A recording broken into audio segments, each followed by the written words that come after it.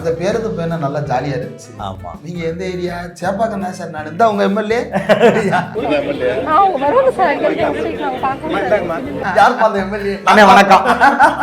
ஆனா அப்ப ஒரே ஒரு அரசியல் விமர்சகர் தான் கரெக்டா கடிச்சாரு. இது வந்து பிஜேபிக்கு ஏடிஎம்கேக்கு இருக்கக்கூடிய உறவை அவர் ஒருத்தர் தான் கரெக்டா சொன்னாரு. யாரு புரியுது சார்? முத்துவேல் கருணாநிதி ஸ்டாலின். அவர் அரசு இது கள்ள கூட்டணி. ஒரு விரலால் ஓகே. நீட்டுக்காக போராடினது, காவிரிக்காக போராடினது, ஜெயலலிதா ரிலீஸுக்காக போராடினது. திட்டங்கள் செய்யலாம்னு தான் எழுதியிருக்கே தவிர 1000 ரூபாய் நீங்க கொடுங்க, இதை இப்படி கொடுங்க அப்படி கொடுங்க, அது ஆட்சியாளருடைய சாதனை. ஆட்சியில ரொம்ப முக்கியமான ஒரு எமர்ஜி வந்து உதயநிதி ஸ்டாலின் அவர்கள்.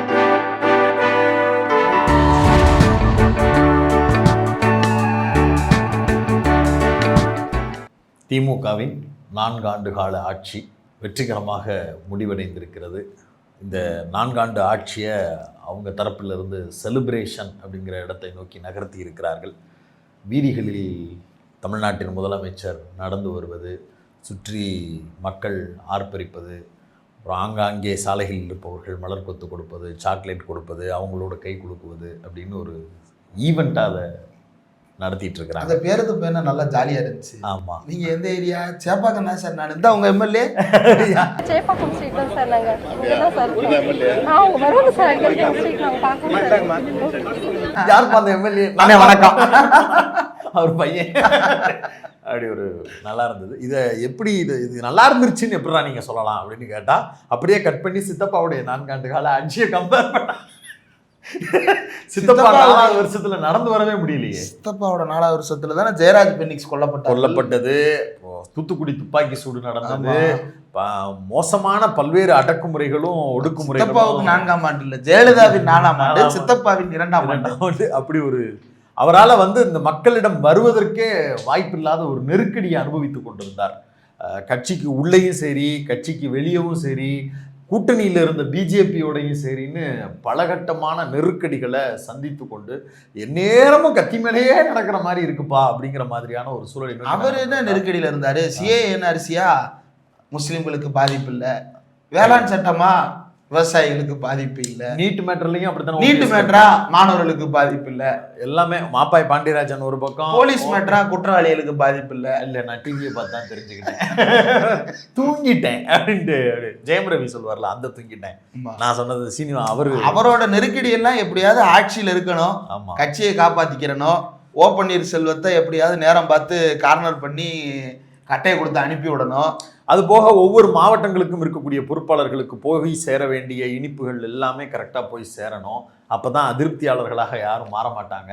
ஆமா, இது எல்லா பிரச்சனைகள்லையும் இருக்கிறவருக்கு பரவாயில்ல. கூவத்தூர்ல இருக்கும்போது கருணாஸ் மாதிரி ஒரு சிலர் உதவி பண்ணிட்டு இருந்தாங்க. அதுக்கப்புறம் அவங்களே உண்மையை வெளியே சொல்ல ஆரம்பிச்சாங்க. என்ன நடந்தது தெரியுமா?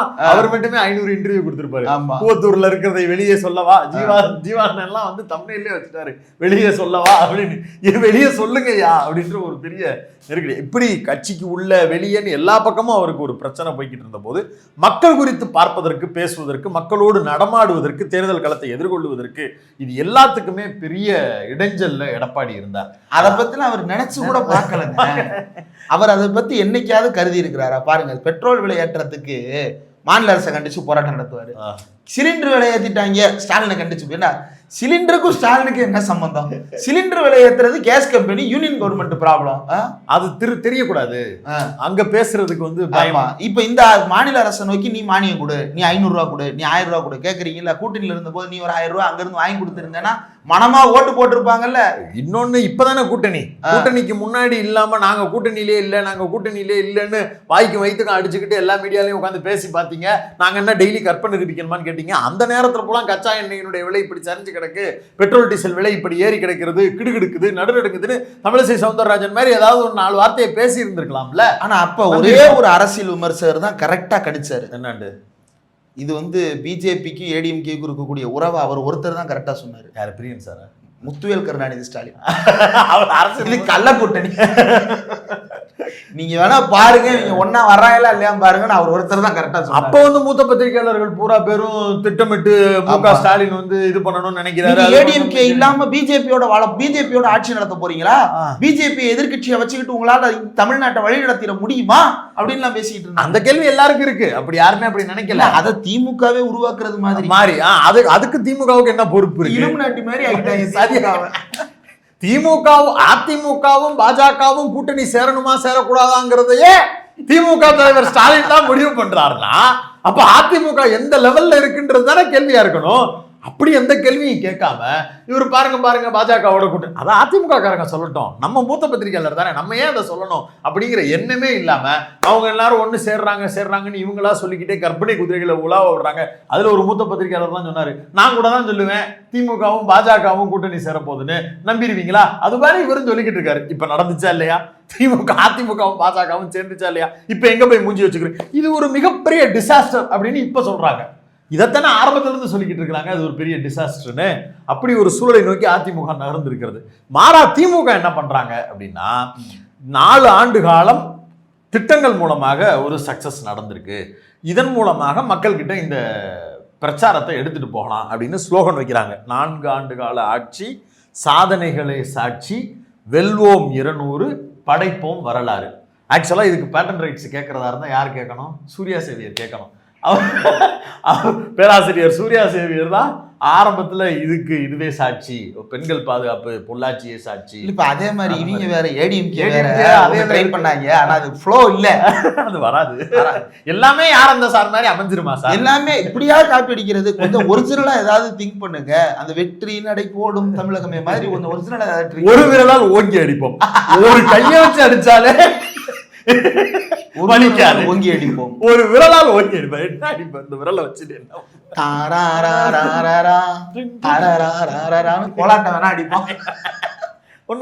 இப்படி அவங்க ஒரு ஸ்லோகனை முன்வைக்கிறாங்க. இதுல உண்மையிலேயே கவனிக்க வேண்டிய ஒண்ணு என்ன அப்படின்னா, 4 ஆண்டுகளில் எல்லாமே வந்து பாலாறும் தேனாரும் ஓடுது தமிழ்நாட்டில். திமுக ஆட்சி வந்ததற்கு பிறகுதான் இங்க வந்து செடிகள் பூக்குது, மக்கள் மனங்களில் புன்னகை பூக்கிறது, இப்படி எல்லாம் அப்படியே ஓ அப்படி சொல்றீங்களா அப்படின்னு கேட்டா இல்ல. எந்த ஆட்சியிலும் குற்றங்கள் இருக்கும், குறைகள் இருக்கும், அது எல்லாமே விமர்சனத்துக்கு. அது ஆட்சியின் குற்றமா சமூகத்தில் இருக்கக்கூடியது அப்படின்றதுல வந்து அது பின்னாடி அதுக்கு முன்னாடி ஆட்சியாவே இருக்கக்கூடிய குற்றங்கள் அப்படின்னு பார்த்தா, பர்சனலா எனக்கு வந்து இந்த கஸ்டடியல் டெத்து, இந்த மாதிரியான விஷயங்கள், என்கவுண்டர், இந்த மாதிரியான விஷயங்கள் அப்படிங்கிறது வந்து எப்பவுமே ஒரு ஆட்சியினுடைய அளவீடு எப்படி சொல்லுவாங்க, சட்ட ஒழுங்கில் இருந்து தான் முதல்ல மதிப்பிடுவதற்கு சொல்லுவாங்க. அப்படி சட்டம் ஒழுங்கு அப்படிங்கிறத அடிப்படையில் பார்க்கும்போது காவல்துறையினர் வந்து என்கவுண்டர் பண்ணிடுறாங்க, கஸ்டடி டெத் நடந்திருக்கு அப்படிங்கிறது மிக கொடூரமான உண்மை. அது முற்றிலும் அறவே ஒழிக்கப்பட வேண்டியது. இது ஒரு பக்கம். ஆனா இது மாஸ் மைண்ட் செட். இப்ப இந்திரா சொன்ன பாயிண்ட், சமூகத்தில் இருந்து பார்க்கக்கூடிய மனநிலை அப்படின்னா, ஜெயலலிதாவுக்கு ஒரு பிரிவிலேஜ் கிடைக்கும். ஜெயலலிதா ஆட்சியின் போது என்கவுண்டர் நடந்தாலோ, ஜெயலலிதா ஆட்சியில் கஸ்டோடியல் டெத் நடந்தாலோ, அந்த அம்மா வச்சு செஞ்சிருச்சு பாத்தீங்களா, அந்த அம்மா போட்டு தள்ளிருச்சு பாத்தீங்களா, இல்ல ஒரு மனநிலை உருவாகும். மனிதநேயரா நாம வந்து என்ன பண்றோம் அப்படின்னா, இந்த கஸ்டோடியல் டெத் தவறு எதுவா இருந்தாலும் சட்டத்தின்படி அவங்க மேல நடவடிக்கை எடுங்க அப்படின்றது தான். அந்த சட்டத்தின்படியும் அதிகபட்ச தண்டனைன்றது ஒண்ணு இருக்கவே கூடாது. நீங்க வாழ்நாள் முழுக்க கூட ஒருத்தரை தனிமைப்படுத்தி சிறையில வைங்க, ஆனா அவரை கொலை செய்வதற்கான உரிமை, தண்டனை என்கின்ற பெயரில் உங்களுக்கு இருக்கக்கூடாது. உலகத்தில் இருக்கக்கூடிய பல்வேறு நாடுகள் மரண தண்டனை என்பது தவறு, அந்த தண்டனை கொடுக்கப்படக்கூடாதுன்னு மறுபரிசீலனைக்கு உட்படுத்தி. உடனே இவங்க என்ன சொல்லுவாங்க பாருங்க, அரபில எல்லாம் பாருங்க, ஏதாவது பண்ணிட்டா அப்படி அதை வெட்டிடுவாங்க இதை வெட்டிடுவாங்க அப்படின்னு சொல்லிட்டு. அப்ப அரபுல இருக்கக்கூடிய சட்டத்தெல்லாம் நீ பின்பற்ற தயாரா இருக்கியா? சரியாப்படி வாழ்றதுக்கு நீ தயாரா இருக்கியா? இல்ல அதை விட நீ அவ்வளவு ஒழுக்கம் அது இதுன்னு வியாக்கியானங்கள் இங்க உட்காந்து சொல்றீங்கல்ல, தண்டனைகள் கடுமையா இருக்கணும் அப்படி இப்படின்றதுனால, அதெல்லாம் உதாரணமா நீங்க சொல்றீங்கல்ல. ஒரு உதாரணம், அதிகமான போர்னோகிராஃபி எந்த பகுதியில் இருக்கக்கூடிய வெப்சைட்ல பாக்குறாங்கன்னு மட்டும் பாருங்க, நெட்ல சும்மா தேடி பாருங்க. அரபு கண்ட்ரில பாலியல் ரீதியான குற்றங்கள் நிகழ்ந்தால் வெட்டப்படும், அவங்களை கொன்றுவாங்க அப்படி இப்படின்னு படிக்கிறீங்கல்ல. அதிகமான போர்னோகிராஃபியை கன்சியூம் பண்ணக்கூடிய பகுதி அவங்க தான். இப்போ இதுக்கு என்ன சொல்லுவீங்க? குற்றங்கள் இருக்கிறதால அது வந்து தடை பெற்றுச்சு, அந்த எண்ண உணர்வுகளை உங்களுக்கு இல்லைன்னு சொல்லணும். அப்போ இது வேற பாலிடிக்ஸாக வந்து உலகம் முழுக்கவே மரண தண்டனைக்கு எதிரான ஒரு மனநிலையை உலகம் முழுக்க ஒரு பரவலாக சிந்திக்கக்கூடிய மக்கள் வந்து உருவாக்கிக்கிட்டே வர்றாங்க. அதனால தான் இந்தியாவில் இருக்கக்கூடிய நீதிமன்றங்கள், இந்தியா இன்னும் அஃபிஷியலாக மரண தண்டனை அற்ற நாடு அப்படின்ற இதுக்குள்ள வரல, பட் ஆனாலும் நீதிமன்றங்கள்ல மரண தண்டனை ரேரஸ்ட் ஆஃப் ரேர் கேசஸ்ல தான் கொடுக்குறாங்க. அதையுமே வந்து மறுபரிசீலனை செய்வதற்கு, ஜனாதிபதியிடம் இருந்து கருணை மனு போடுவதற்கு, இப்படியான பல வழிமுறைகளையும் நம்ம வச்சிருக்கிறோம்.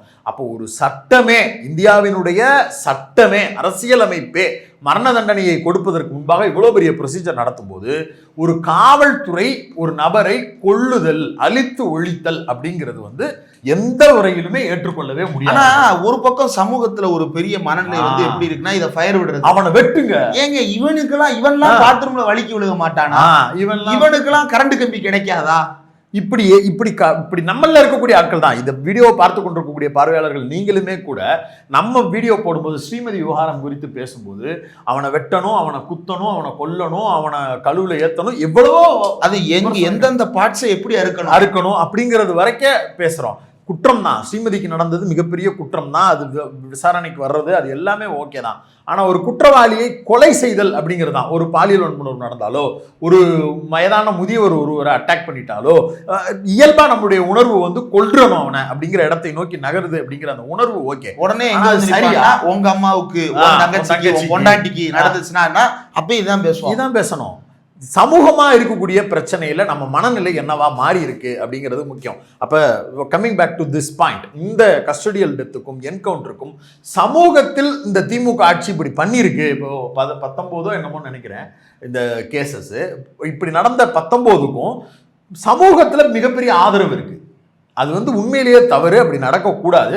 ஆனால் ஆட்சியை பாராட்டுவதற்கு அது எல்லாத்தையும் வேல்யூஸாக எடுத்துகிட்டு வர்றாங்க. அது ஒன்று. அதை தாண்டி இது வந்து எனக்கு இருக்கக்கூடிய விமர்சனம். அதை தாண்டி அதிமுக ஆட்சியோடு தான் நம்ம தமிழ்நாட்டில் இன்னொரு ஆட்சியை கம்பேர் பண்ணுறோம். திமுக ஆட்சியில் இருந்துட்டு போனதுக்கு பிறகு திமுக ஆட்சியை வச்சு தான் அடுத்து வரக்கூடிய அதிமுகவுக்கு எப்படி இருக்கும் அப்படிங்கிறத எதிர்பார்க்கிறோம்.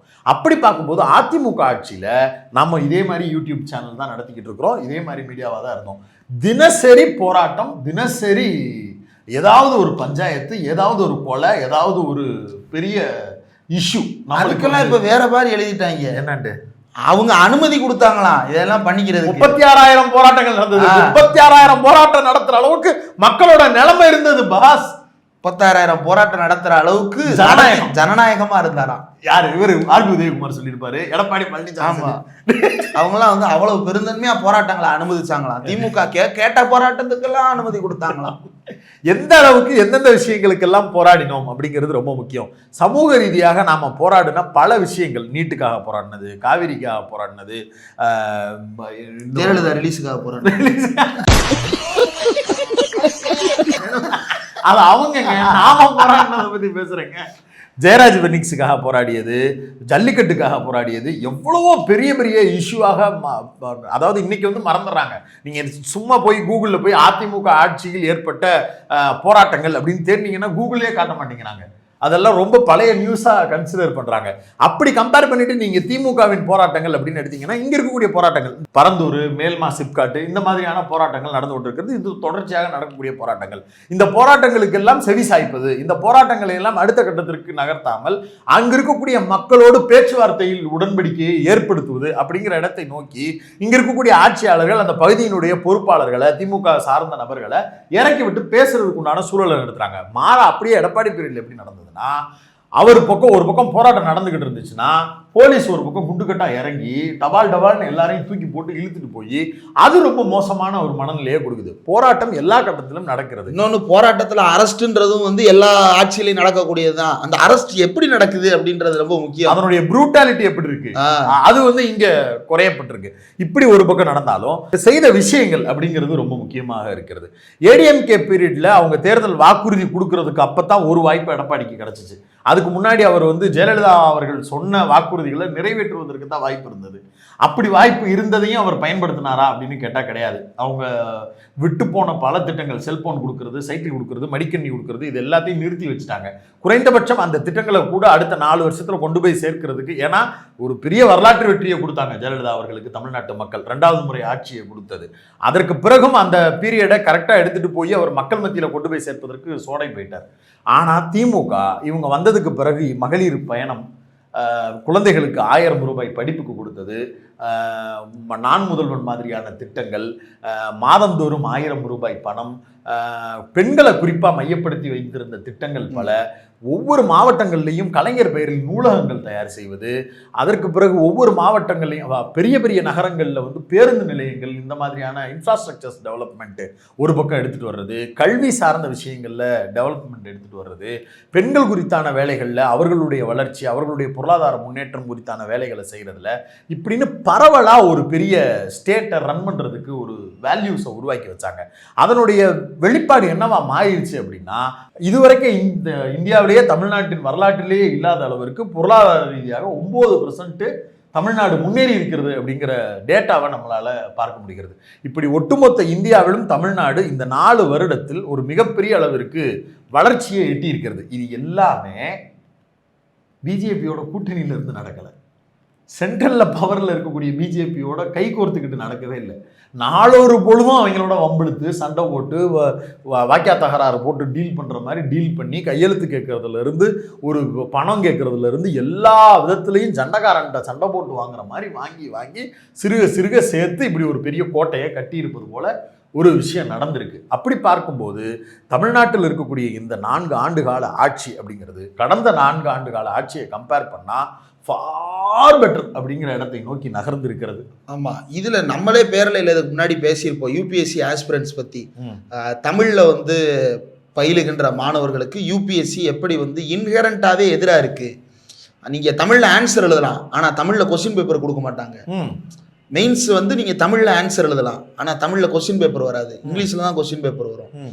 அதை வந்து தமிழில் நம்ம புரிஞ்சுக்கிட்டு தமிழில் நிறைய விடை எழுதலாம். அதில் நிறைய கேள்விகள் இருக்குது. தமிழில் எழுதப்படுகின்ற விடைகள் எப்படி திருத்தப்படுகின்றன அப்படின்றது குறித்து பல கேள்விகள் இருக்குது. ஆனால் அதையும் தாண்டி பலர் வந்து தேர்வாகி இருக்கிறாங்க. கிட்டத்தட்ட 50க்கும் மேற்பட்ட மாணவர்கள் இந்த முறை யூபிஎஸ்சியில் நான் முதல்வன் திட்டத்தின் மூலமாக பயிற்சி அளிக்கப்பட்டு தேர்வு செய்திருக்கிறார்கள். அப்படிங்கும் பொழுது இது ரொம்ப முக்கியமான ஒரு பார்ட்டு.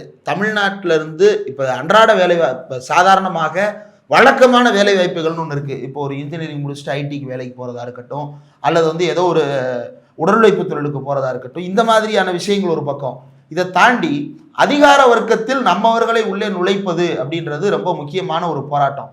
அதில் வந்து நம்மவர்கள் உள்ளே போகும் பொழுது தான் நாளைக்கு இன்னொரு 1000 பேர் நம்ம அன்றாட மற்ற வேலைகளுக்கு போவதற்கான வசதிகளை உருவாக்க முடியும் அப்படின்றது ரொம்ப முக்கியமான. சாமானிய மக்கள் கலெக்டர் ஆஃபீஸில் போய் நின்று ஓய்விய பென்ஷனுங்கிற காசு இல்லை, அது இல்லை, இது இல்லைன்னு கேட்க போகும்போது கலெக்டர்கிட்ட கோரிக்கை மனு செவ்வாய்க்கிழமை புதன்கிழமை தேதி வச்சு அந்த மாவட்ட நிர்வாகி வாங்குறப்ப கலெக்டருக்கு நான் பேசுகிறதே புரிய மாட்டேங்குது, அவர் ஏதோ இந்திக்காரராக இருக்கிறாரு, அவர் வேற மொழி பேசுகிறவர் அப்படின்ற விமர்சனங்கள் இருக்குல்ல. இப்போ நம்ம வீட்டு பிள்ளைங்க பூரா பேரும் கலெக்டராகி உள்ளே வர்றது அப்படிங்கிற இடத்த யோசிச்சு பார்த்தா, திருச்சியில் ஒரு கிராமத்தில் இருக்கக்கூடிய ஒரு அம்மா தனக்கு வர வேண்டிய பணம் வரலை அப்படின்ன உடனே கோரிக்கை மனுவை வச்சுட்டு போய் கலெக்டரை பார்த்தா அவர் லால்குடியில் பிறந்த பையனாக இருப்பார். கலெக்டராக இருந்தாருன்னு வைங்க, டக்குன்னு வாங்கி அம்மா நான் பார்த்து செஞ்சிடறேம்மா, நீங்கள் பார்த்து பத்திரமா வீட்டுக்கு போங்கம்மா, அம்மாவை பார்த்து வீட்டுக்கு அனுப்புங்க அப்படின்னு சொல்லிட்டு வாங்கக்கூடிய ஒரு சூழல் உருவாகுது இல்லை. அப்படியான சூழல்லாம் கம்பேர் பண்ணி பார்க்கும்போது தமிழ்நாடு இந்த இடத்துல நடந்திருக்கக்கூடிய இந்த சக்ஸஸை வந்து புரிஞ்சுக்கிறணும். பர்சனலாக நம்மளுக்கு அது அப்போ தான் அட்டாச் ஆகும். ஆமாம், அது அப்புறம் பள்ளிக்கூடங்களில் வந்து செயல்படுத்தப்படுகின்ற பல்வேறு விஷயங்கள், காலை உணவு திட்டம், காலை உணவு திட்டமாக இருக்கட்டும், மதிய உணவு திட்டத்தை இன்னும் விரிவுபடுத்துறதா இருக்கட்டும், காலை உணவு திட்டத்தையும் வந்து எல்லா பக்கங்களையும் விரிவுபடுத்தி கொண்டு போகிறதா இருக்கட்டும், அதை வந்து தமிழ்நாடு அரசு செய்து கொண்டிருக்கக்கூடிய விதம் வந்து ரொம்ப முக்கியமானது. காலையில் அரசு உதவி பெறும் பள்ளிக்கு இப்போ எக்ஸ்டெண்ட் பண்ணிருக்காங்க. ஆமாம், அப்போது காலையில் வந்து அந்த சாப்பாடு அப்படின்றது இப்போ நாங்களே கூட இப்போ வீட்டில் சாப்பாடெல்லாம் இருந்தாலுமே கூட காலையில் வந்து கிளம்புறதுல கொஞ்சம் லேட் பண்ணிட்டு ஏமா கிளம்புறேம்மா அப்படின்னு சொல்லிட்டு கிளம்பிடுறேன், போடுறதுக்குள்ள போகலன்னா பீட்டி அந்த மாதிரி ஆயிரும். அதனால வந்து காலையில் சாப்பிடாம போகிறது அப்படின்றது ரொம்ப வழக்கமாக ஒன்று இருக்கும். அப்படி வரக்கூடிய பிள்ளைகள் வந்து உடல்நலம் குறைந்துடக்கூடாதுன்றதை வந்து கவனப்படுத்தி அவர்களை முன்னேற்றுவது. அப்படி பிறந்த குழந்தையில இன்னைக்கெல்லாம் எனக்கு தெரிஞ்சு 4 வருஷம் முன்னாடிலாம் இப்படி கிடையாது. இப்போ வந்து ஒரு வீட்டில் வந்து ஒரு லேடி ப்ரெக்னென்ட் ஆயிட்டாங்கன்னா மாமனார் மாமியாருக்கு ப்ரெக்னன்சி தெரியுதோ இல்லையோ, அந்த ஊர்ல இருக்கக்கூடிய ஆரம்ப சுகாதார நிலையத்துக்கு தெரிஞ்சிருந்து அடிக்கிறான் போனு, என்னம்மா கர்ப்பமாகி 6 மாசம் ஆச்சுன்னு இன்னும் மாத்திரை வாங்க வரல, உங்களுக்கு எப்படி தெரியும், தெரியுமா வாங்க முதல் அப்படின்ற அளவுக்கு மானிட்டர் பண்றாங்க. பெண்களின் குழந்தைகளினுடைய ஆரோக்கியத்தின் மீது, பெண்களுடைய ஆரோக்கியத்தின் மீது அக்கறை செலுத்தக்கூடிய அரசாங்கமாக இந்த அரசாங்கம் இருக்கிறது. சிந்தூர்னு ஆபரேஷனுக்கு பேர் வைக்கிறதுனால பெண்கள் பாதுகாக்கப்பட மாட்டார்கள். உண்மையிலேயே பெண்களுக்கு என்ன தேவையோ அதை கொண்டு போய் சேர்ப்பதன் மூலமாகத்தான் பெண்கள் பாதுகாப்பான உணர்வை அடைவார்கள். இப்போ வந்து இவங்க வந்து அண்ணா யூனிவர்சிட்டி மேட்ரு, இந்த மாதிரி சில பாலியல் வன்முறை விவகாரங்களை வைத்து பெண்களுக்கு பாதுகாப்பு இல்லைன்ற மாதிரி ப்ரொஜெக்ட் பண்றாங்க. ஆனா இப்பயும் நீங்க பாருங்க, நீங்க வழக்கத்துக்கு மாறாக பெண்கள் கூட்டத்தை வந்து நீங்க பேருந்துகள்ல பார்க்க முடியுது. நான் தொடர்ந்து பேருந்துகளில் பயணிச்சிருக்கிறேன். மாலை நேரங்கள்ல ஒரு சில இடங்கள்ல பெண்கள் அதிகமாக ஏறுவாங்க இறங்குவாங்க. ஆனா எல்லா பேருந்து நிலையங்கள்லையும் பாருங்க, பெரும்பான்மை பெண்கள் மட்டும்தான் இன்னைக்கு அதிகமாக அதை பயன்படுத்துறாங்க. அந்த அளவுக்கு நம்பிக்கையோடு தான் அரசாங்கத்தோட அவங்க செயல்பட்டு இருக்கிறாங்க. அதே போல வேலைக்கு போறதுல இந்திய அளவுல வேலைக்கு போகக்கூடிய பெண்கள் சதவீதத்துல 40% பேர் தமிழ்நாட்டில் மட்டும்தான் இருக்கிறாங்க. 48. ஆமா, தமிழ்நாட்டில் மட்டுமே 48% இருக்கிறாங்க. மொத்த இந்தியாலையும் மற்ற எல்லா மாநிலத்தையும் சேர்த்து மீதி இருக்கக்கூடிய 52% தான். அப்படின்னா ஒரு அரசாங்கம் நம்பிக்கையோட, அரசாங்கத்தின் மீது நம்பிக்கை இல்லாத பெண்கள் எப்படி வேலைக்கு வருவாங்க? அரசாங்கத்தின் மீது நம்பிக்கை இல்லை அப்படின்னா குழந்தையா திருமணம் பண்ணி வச்சிருவாங்க. 12ஆம் கிளாஸ் முடிக்க விட மாட்டாங்க, ஸ்கூல் காலேஜுக்கு அனுப்ப மாட்டாங்க. அதுதான் அரசாங்கத்தின் மீது நம்பிக்கை இல்லாத போது நடக்கும். ஆனா நீயா நான் போட்டு பாருங்க, அதுல ஒரு அப்பா சொல்லுவாரு, ஊருக்காரன் சொல்லுவான் சார், 1000 சொல்லுவான் சார், என் பிள்ளை நல்லா விளையாடுதுன்னு எனக்கு தெரியும், நான் விளையாட அனுப்புறேன் சார். அவன் நல்லதுக்காக சொல்லுவான், அவன் பூரா நாசமா போறதுக்கு தான் சார் வழி சொல்லுவான். கவர்மெண்ட் நம்ம கூட இருக்குது சார், நம்ம வேலை பார்ப்போம் சார் அப்படின்னு சொல்லிட்டு பிள்ளைங்களை அனுப்புறாங்களே. இந்த நம்பிக்கை தான் தமிழ்நாடு அரசாங்கத்தின் மீது மக்கள் கொண்டிருக்கிறார்கள். இதை ஏற்படுத்தியதுல மு.க. ஸ்டாலின் அவர்களுடைய பங்கு வந்து ரொம்ப முக்கியமானது. இன்னொன்னு, கலைஞருக்கு பிறகு கலைஞருடைய அடியொற்றி அப்படின்றது வந்து ரொம்ப கஷ்டமான வேலை. எல்லாத்துக்கும் கலைஞரோட கம்பேர் பண்ணி இப்ப நான் வந்து எங்க அப்பா வேலை பார்த்த ஸ்கூல்லயே நான் படிச்சேன். நம்ம என்ன பண்ணாலும் தேரடி சார் எப்படி இருப்பாரு தெரியுமா, அது மாதிரி சொல்லிக்கிட்டே இருப்பாங்க. அம்புரோஸ் மகன் எப்படி இருக்கலாமா அப்படின்னு எல்லா பையனும் தான்டா கிளாஸ்ல பேசுவான். நான் பேசினா மட்டும் அம்பரோசன் பையன் மட்டும் பேசுறான், தேரடி பையன் மட்டும் பேசுறான். ஏன்டா எங்களுக்கு வாயில் யாரோ நாங்க பேசக்கூடாதாடா? சொல்ல போனா மத்தவங்களாவது கட்டடிச்சுட்டு போவாங்க, நம்ம கட்டடிச்சுட்டு போக முடியாது, போன உடனே கூப்பிடுறாங்க. அதனால கட்டடிக்கலாம் முடியாது. பேசுவோம், பக்கத்துல விளையாடுவோம். அப்பாவே 4வது பீரியட் வந்து பையன் என்ன பண்றான்னு பாக்குறதுக்கு வருவார். அதனால நம்ம அப்படிலாம் பண்ண முடியாது. அப்ப இந்த மாதிரி ஒரு கண்காணிப்புல தான் முதலமைச்சர் ஸ்டாலினும் வந்து கடந்த காலத்துல இருந்தாரு. அப்ப ஆட்சிக்கு வரும்பொழுது அந்த ஒரு பெரிய ஒரு பிரஷர் இருந்தது. எப்படி இவர் செய்ய போறாரு, கலைஞர் மாதிரி இருப்பாரா, கலைஞரை ஓவர்டேக் பண்றதெல்லாம் வாய்ப்பே இல்லை. கலைஞரை எப்படிங்க ஒருத்தர் ஓவர்டேக் பண்ண முடியும் அப்படின்னு. இன்னைக்கு கலைஞரோட கம்பேரிசனே கிடையாது. அன்கம்பேரபிளா, எப்படி அண்ணாவிடமிருந்து டோட்டலி அன்கம்பேரபிளா கலைஞரும், கலைஞரிடமிருந்து டோட்டலி அன்கம்பேரபிளா இன்றைக்கு முதல்வர் ஸ்டாலின் வந்து செயல்பட்டு கொண்டிருக்கிறார். விச் மீன்ஸ் அவங்களெல்லாம் வந்து ஷேடோ பண்ணிட்டாருன்றது இல்லை, அவங்கள வந்து அவங்களுடைய லெகசியை கீப் அப் பண்றதனுடைய வேலையே வந்து அவங்கள தாண்டிய ஒரு சாதனையை நிகழ்த்துவது தான். அதை இவர் செய்து கொண்டு கலைஞருக்கு வந்து அவருடைய அரசியல் நிலைப்பாடு, அதிலிருந்து மக்கள் நலத்திட்டம், இப்படி மட்டும்தான் அவர் பார்ப்பாரு நான் தெரிஞ்சுக்கிட்ட வரையில. பட் இப்போ இருக்கக்கூடிய முதலமைச்சர் எப்படி பார்க்குறாருன்னா, அவர் ஸ்ட்ராட்டஜியாகவே ஒர்க் பண்ணுறாரு. இதை இன்னொருத்தங்க என்ன சொல்லுவாங்க, இதை எதிர்கட்சி என்ன சொல்லுவாங்க, இதை நம்மளுக்கு எதிராக வாக்களிக்கக்கூடிய நபர்கள் என்ன சொல்லுவாங்க, இதை சென்ட்ரலில் இருக்கிறவங்க எப்படி பார்ப்பாங்க, இன்னும் சொல்ல போனால் நார்த் இந்தியன் மீடியா இந்த ஸ்கீம் பற்றி எப்படி யோசிப்பான், இன்டர்நேஷ்னல் லெவலில் இருக்கக்கூடிய மீடியாஸ் இதை பற்றி எப்படி எழுதுவான், இப்படின்னு தன்னை சுற்றி என்னெல்லாம் இருக்குமோ அவன்லாம் என்ன சொல்லுவாங்கிறத பூராத்தையும் லிஸ்ட் பண்ணி எடுத்து ஸ்ட்ராட்டஜியாக ஒர்க் பண்ணுறாரு. இதை விட இன்னொரு ஆச்சரியம் என்னன்னா, எல்லா சூழ்நிலையிலையும் திமுகவோடு கூட்டணியில் இருக்கக்கூடிய கட்சிகள் இனிஷியலாக ஆட்சிக்கு வந்ததற்கு பிறகோ அல்லது தோல்வி அடைந்ததற்கு பிறகோ கூட்டணியை விட்டு நகன்றுவாங்க. 6 மாதம் அல்லது 1 இயர் ஹனிமூன் பீரியட் மாதிரி கூட இருந்துட்டு பாய் பாய் சொல்லிட்டு கிளம்பிடுவாங்க. கலைஞரும் அது அப்படியே இருக்கட்டும், ஒரே கரைச்சலாக இருக்கும், ஒரு பிரச்சனையாகவே இருக்கும். இன்னும் சொல்ல போனால் பாமகவோட ஆதரவில் ஆட்சி நடந்தப்போ கூட ராமதாஸ் வந்து ஆட்சி அதிகாரத்தில் பங்கு கேட்கலையே தவிர, கிட்டத்தட்ட பாதி நேரம் ஆட்சியை தான் நடத்துறேங்கிற லெவலுக்கு அறிக்கைகள் கொடுப்பதிலிருந்து பஞ்சாயத்து எழுத்துட்டு வர்றதுலேருந்து பல நெருக்கடிகளை கொடுத்துக்கிட்டே இருப்பார். அதனால தான் கலைஞரே வந்து தைலாவரத்துலேருந்து எனக்கு தலைவலி தைலம் வருதுன்னெலாம் சொன்னதாக நம்மளால் படிக்க முடியுது. அப்படி எல்லா பக்கமும் ப்ரெஷர் இருக்கும். ஆனால் இன்னைக்கு இருக்கக்கூடிய திமுக கூட்டணியில் வார்ம் வெல்கம் இருக்குது எல்லா தரப்புல இருந்தும். ஏன்னா சென்ட்ரலில் பிஜேபி இருக்குது. இது ஆர்கனைஸ்டாக எடுத்துகிட்டு போகிறதுக்கு பெரியண்ணன் மனப்பான்மையில் இருந்திருந்தால் இது நடந்திருக்காது. மாறா ஸ்டாலின் அவர்கள் வந்தப்ப எனக்கு ரொம்ப நெகிழ்ச்சியான ஒன்று என்னன்னா, இவருக்கு திருமாவர்களோடு ஒரு சின்ன முரண்பாடு குறித்து பேசப்படும் போது அவர் ஒரு விஷயத்த சொன்னப்ப, நான் வருத்தப்படுறேன், இது எனக்கு ரொம்ப பெரிய மன வருத்தத்தை கொடுக்குது, நான் மன்னிப்பு கேட்குறேன்ற லெவலுக்கு இறங்கி முதல்வர் வந்து ஒரு கடிதம் எழுதினார். அதை பார்த்துட்டு எழுச்சி தமிழர் தொல் திருமாவளவன் வந்து ஃபேஸ்புக் லைவ்ல அண்ணன் இப்படி பேசியது எனக்கு பெரிய பெயினாக இருக்குது, அப்படி நீங்கள் சொல்லக்கூடாது, நான் உங்களுக்கு துணையாக இருப்பேன் அப்படின்னு சொன்னது வந்து ஒரு பெரிய எமோஷனல் பாண்டிங்கை கிரியேட் பண்ணுச்சு. ஒட்டுமொத்த அந்த கூட்டணியினுடைய அச்சாக அது மாறி நின்றுச்சு. யார் ஒருத்தவங்க கூட்டணி கட்சிக்காரங்க விமர்சனம் பண்ணாலும், இப்போ வந்து கம்யூனிஸ்ட் கட்சியினுடைய தலைவராக தேர்ந்தெடுக்கப்பட்ட பே. சண்முகம் அவர்கள் தொடர்ச்சியாக திமுக குறித்து விமர்சனங்களை கடுமையாக வச்சாரு. அது எல்லாத்தையுமே வந்து கன்சிடர் பண்ணி பரவாயில்ல, அவங்களோட ஸ்டாண்ட்ல இருந்து பேசுறாங்க, கூட்டணினா அப்படி இருக்கணும்னா அப்படியே எல்லாரும் ஒன்னா பேசணும்னு அவசியம் இல்லைன்னு அடுத்த நாள் அவரையும் கூப்பிட்டு சேர்ந்து பேசி புகைப்படம் எடுத்து பத்திரிகையாளர்களுக்கு வெளியே விட்டு அவரோடு சேர்ந்து நின்று இணக்கம் பாராட்டுகிறாங்க. இப்படி தன்னோடு கூட்டணியில் கூடி இவர் வைகோ அவருடைய பையன் மேடையிலே உட்காந்து விமர்சனத்தை முன்வைக்கிறாரு. டக்குன்னு கூப்பிட்டு அவரை பரவாயில்ல பேச விடுங்கன்னு சொல்லி அதுக்கு பிறகு ஒரு சின்னத்தை கொடுத்து அவருக்காக தேர்தல் பிரச்சாரத்தில் அவரை ஜெயிக்க வைங்க, விமர்சனங்களை சொல்லட்டும், அதனால ஒன்றும் தப்பு இல்லை, நம்ம திருத்திக்கிடுவோம், நம்ம மேலே விமர்சனம் இருந்தான்னு சொல்லி அதை இலகுவாக மாற்றி அந்த கூட்டணியை ஆர்கனைஸ் பண்ணி நிப்பாட்டி இருக்கிறது இருக்குல்ல, அதில் கலைஞரை விட 100 மடங்கு ஸ்மார்ட்டாக மூவ் பண்ணியிருக்கிறாரு. அதை ஒட்டி அவர் நடத்தக்கூடிய வேலைகள், அதை பண்ணக்கூடிய ரிசர்ச், இது எல்லாமே திமுகவுக்கு கடந்த காலங்களில் இல்லாத ஒன்றை இப்போ செய்கிறாங்க. இன்னும் வெளிப்படையாக சொல்ல போனால் திமுக இப்போ இதை வந்து விளம்பர மாடல்னு விமர்சிக்கிறாங்க. உண்மையிலேயே திமுக கடந்த காலங்களில் தாங்கள் செய்த மக்கள் நல திட்டங்களையும் செயல்பாடுகளையும் தீர்மானங்களையும் அவங்க கொண்டு வந்திருக்கக்கூடிய பல முயற்சிகளையும் மீடியாக்கள்ல ப்ரொமோட் பண்ணவே மாட்டாங்க. இல்ல, அது ரொம்ப கடைசி கட்டத்துல அதை செய்வாங்க. இப்ப எப்படின்னா, இப்ப கலைஞர் இலவச வீடு வழங்கும் திட்டம் இருந்தது.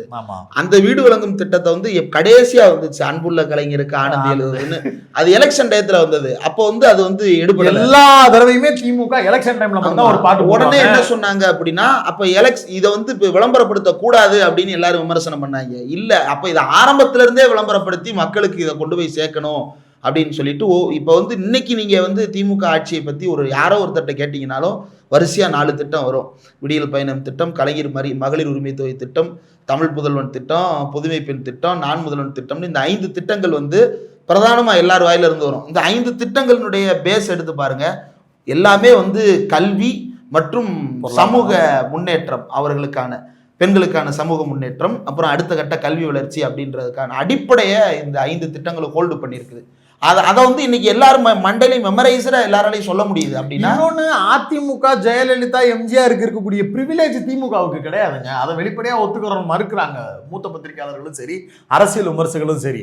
இவங்க இந்த பக்கம் செய்யக்கூடிய வேலைகளை நீங்க எவ்வளவு ஏங்க, இத்தனை ஆயிரம் குடமுழுக்கு நடக்குது, இன்னும் திமுக இந்துக்களின் விரோத கட்சின்னு ப்ரொமோட் பண்ற ராட்சாத்தி மாதிரி ஒரு கொடுங்கோல் ஆட்சியை நடத்திட்டு இந்த பக்கம் பெண்கள் பாதுகாப்பு குறித்து அவங்களால பேச முடியும். அம்மையார் ஜெயலலிதா வந்தா பெண்களுக்கு பாதுகாப்பா இருக்கும். பஸ்ல 3 குழந்தைங்களை எரிச்சு கொன்னது, ராட்சாத்தி படுகொலையில அத்தனை பெண்களை வரைக்கும் வந்து அந்த பெண்கள்கிட்ட போய் வீரப்பன் அப்படின்னு ஆரம்பிச்சு போலீஸ்ன்னு வந்தாலே வந்து உடம்பெல்லாம் நடுங்குதுன்றாங்க, கண்ணீர் வரும், அவங்க நடுங்கும். இவ்வளவு பெரிய போராட்டம் நடத்தி இப்பதான் கம்யூனிஸ்ட் கட்சிகள் எல்லாரும் போராடி அதுக்கு தீர்ப்பு வாங்கி கொடுத்துருக்காங்க. இப்படி கொடுமான்மையான பல செயல்களை செஞ்சாலும், தூத்துக்குடி மாதிரியான துப்பாக்கி சூட செஞ்சாலும் எடப்பாடி பீரியட் ஒன்றும் அவ்வளவு சிக்கலா இல்லையங்க. AIADMK they are doing some better.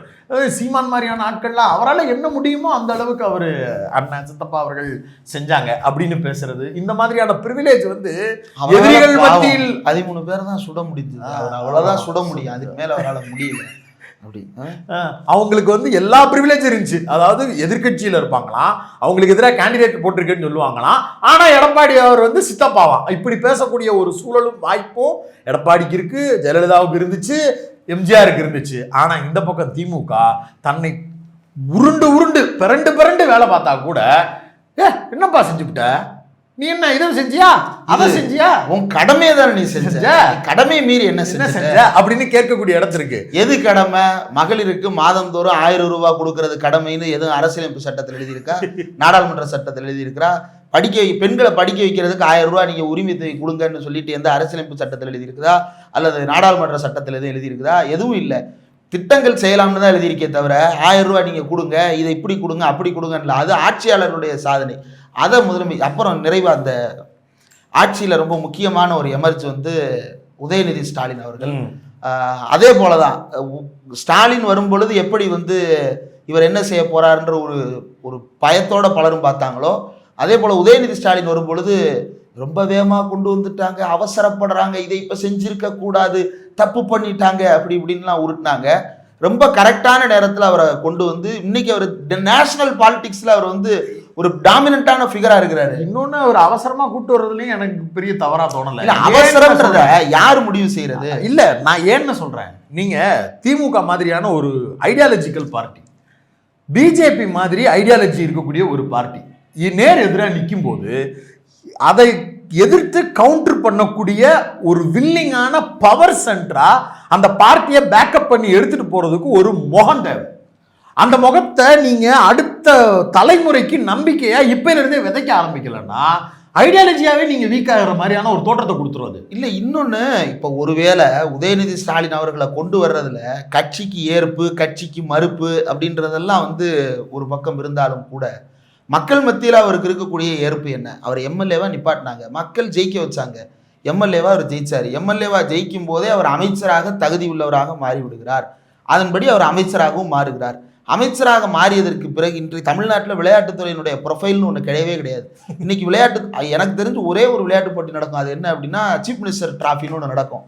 அதை வச்சு ஊருக்குள்ளே ஜெயலலிதா படம் போட்ட தொப்பி, கலைஞர் படம் போட்ட தொப்பிகள் அது இதுன்னு வந்துகிட்டு இருக்கும். அவ்வளோதான் நடக்கும், வேற ஒன்றும் இருக்காது. அவர் திமுக இளைஞரணியில் அவர் இப்போ முதலமைச்சர் மு க ஸ்டாலின் அவர் இருக்கும்போது அவங்க கட்சி சார்பா விளையாட்டு சம்பந்தப்பட்டு நிறைய வேலை, அதெல்லாம் கட்சியா பண்றது. தமிழ்நாடு அரசு விளையாட்டுத்துறையா ஒன்றும் ப்ரொஃபைல் இல்லை. நான் சொல்றது வந்து திமுக வந்து விளையாட்டு அப்படிங்கிற கேட்டகரிக்கு நிறைய எஃபர்ட் போடுவாங்க. அந்த இடத்துல இருந்து பார்க்கும்போது விளையாட்டுத்துறை அப்படின்றது கிடைக்கும் போது கேக் வாக்கு தான் அது. இன்னைக்கு அந்த விளையாட்டுத்துறையில ஒரு இப்போ ஒரு செஸ் ஒலிம்பியாடு போட்டியா இருக்கட்டும், அடுத்து வந்து சர்வதேச ஹாக்கியா இருக்கட்டும், இன்னும் பல்வேறு போட்டிகளா இருக்கட்டும், அது எல்லாவற்றையும் தமிழ்நாட்டில் நடத்துறது அப்படின்றது ஒரு இன்டர்நேஷனல் கேலண்டர்ல தமிழ்நாடு சென்னை அப்படின்ற அந்த பேரை பதிவு பண்ணுறது, அவர்கள் இதை பற்றி தெரிந்து கொள்வது அப்படின்றதெல்லாம் வந்து ரொம்ப முக்கியமானது. ஒரு செய்தி, என்னோட ரிலேட்டிவ் ஒருத்தங்க மயிலாடுதுறையில் இருக்கிறாங்க. அவங்க வந்து அவங்க ஊரை தாண்டி வெளியில் வந்ததே கிடையாது. அவங்களோட பொண்ணு 10வது படிக்கிறாப்புல. சென்னைன்ற ஊர் வந்து எங்கே இருக்கும் எப்படி இருக்கும்னு கூட தெரியாது. கோகோ போட்டி ஊரில் கவர்மெண்ட் ஸ்கூலில் விளையாடி நல்லா விளையாடுற பொண்ணு.